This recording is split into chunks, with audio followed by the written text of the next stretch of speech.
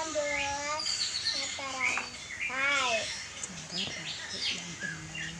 Cara batuk yang benar dan bersin yang benar.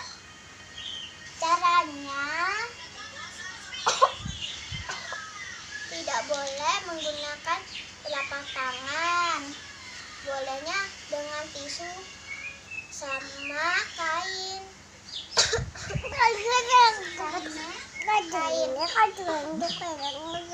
Dan bisa juga pakai lengan baju. Itu yang benar. Jangan lupa cuci tangan yang bersih, teman-teman. Bye bye.